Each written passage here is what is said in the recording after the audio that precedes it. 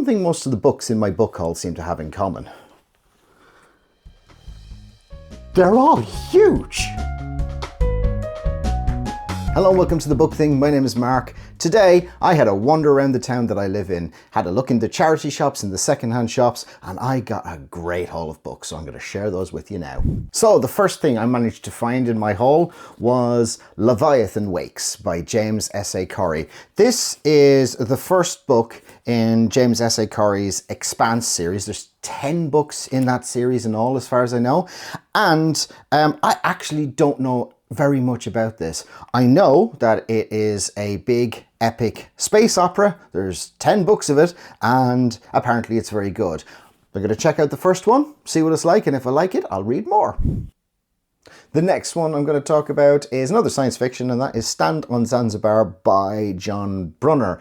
This is a Hugo Award-winning science fiction book from the 60s, and it is set in a dystopian future where the world is entirely overcrowded. Beyond that, I don't know very much about it. John Brunner I got introduced to by the elusive exclusive Book Society when those guys invited me on to talk through The Atlantic Abomination. I had a hoot on that live stream, and The Atlantic Abomination, even though it is more of a pulpy effort, I quite enjoyed that, so I've got high hopes for this one as well. Keeping up with the sci-fi theme, the next one I got was The Martian by Andy Weir.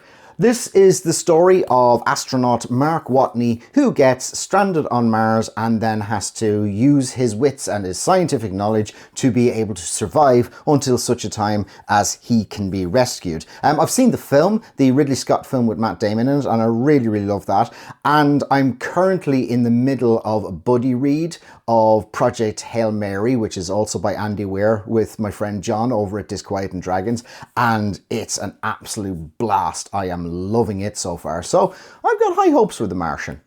The next one I've got, which is dystopian I think more than science fiction, and that's Prophet Song by Paul Lynch. This is set in a totalitarian version of Ireland, and it is from the perspective of a young mother, as far as I understand. This won the Booker Prize back in 2023, but this has had fairly mixed reviews. I know it's a lot of people really enjoy it, but I've seen a couple of reviews online for people who have taken a big dislike to this one, so we'll just have to wait and see. I'm going to have to make up my own mind on this one. The next one I picked up was All the Colours of the Dark by Chris Whitaker. This is a bit of a find actually, because this I think is only very recently released as a paperback, and I picked it up for £1 in a charity shop. I don't know an awful lot about it, but it's had some very good reviews. What I understand it's about is about two teenagers, one of whom gets abducted, and while they are abducted, they meet with a young girl, but they only ever hear the young girl's voice. They don't actually see them. They're kept completely in the dark. And then after the release, it's about the next 20-30 years or something of them growing up and the impact that it's had on them, something like that. It's had some very good reviews, and it's kind of seen as a bit of a literary thriller, so this will be an interesting one. I'll see what this one is like. The next one I picked up wasn't even for me, and that is The Woman in Black by Susan Hill. I read this a couple of years ago. This is a gothic horror about a character called Arthur Kitt, who is a solicitor who is sent to this estate in Cornwall, I think it is, where he has to basically try and wrap up all of the various different documentation and bits and pieces that are part of the estate after the owner has passed away. And the particular house is set on this island which is separated from the mainland by a tidal causeway, which means that at certain points of the day and night he is completely cut off from the mainland, and he starts to get haunted by the apparition of the mysterious and eponymous Woman in Black. It's a suitably creepy book. The reason I picked it up is because this is going to be on the GCSE curriculum next year, which is what my youngest is going to be doing. So I managed to pick up a copy of this for £1, which was handy. Now I've got some really chunky ones. First of which is Lonesome Dove by Larry McMurtry. Again, the size of this, and this was £1 in the charity shop. It is a bit of a battered copy, but I don't mind that so much. Lonesome Dove was a book that was written in the 70s, I think, and there was a TV miniseries of this that came out in the 80s, which I remember, just to show my age a little bit. And it's the story of these two Texas Rangers who then go on a cattle drive in Montana or something like that. But it's mostly about the characters and their relationships to each other and things like that. Even though this was out in the 70s, it's had a bit of a revival in recent years. It's one of these books that seems to show up on BookTube quite a lot. I know Jay at Paperback Journeys listed this as one of his favorites, if not his favorite. It might have been his #1 favorite from 2024. It's apparently Stephen King's favorite book.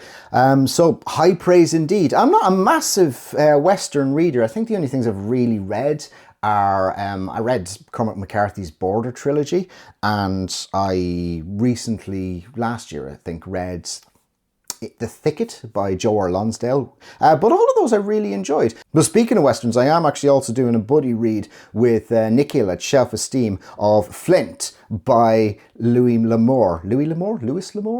So I'll be doing that this month, so I'm really looking forward to that one as well. So yeah, it's Western time for me apparently. Speaking of chunky books written in the 70s that have had a bit of a BookTube revival in recent years, I've managed to pick up Shogun by James Clavell.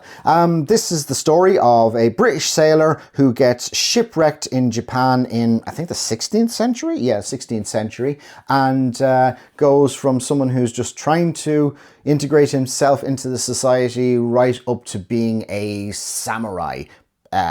And it's quite the journey apparently, because this is a big chunky book. Again, this is one of these books that seems to be having a bit of a moment in recent years, even though it's not a new book at all. So looking forward to giving this one a go. And the last of the big chunky books that I managed to pick up is The Bonfire of the Vanities by Tom Wolfe. This was written in the 80s. Tom Wolfe is one of those authors who was huge in the 80s, but you don't really seem to hear very much about him anymore. His other famous book, of course, was The Right Stuff. Bonfire of the Vanities is set in New York in the 1980s, and apparently it's about these converging stories of these different characters in New York. It's supposed to be very funny. It's supposed to be very, very good. It's one of the books that my father has recommended to me to read, so I'm really looking forward to giving that one a go as well. So I managed to pick up all of those books from various different secondhand places for a total of 10 quid, which is pretty damn good. I mean, for any of those books, you'd be lucky if you managed to get one of those for 10 quid over here in the UK. But if you've read any of these books, I'd love to know what I have to look forward to. So just let me know in the comments down below. Also, I haven't really done many book haul videos before. So if you like this, let me know that as well, and I will look at doing a few more in the future. Anyway, thank you so much for watching this. Really appreciate you taking the time to do that, and take care.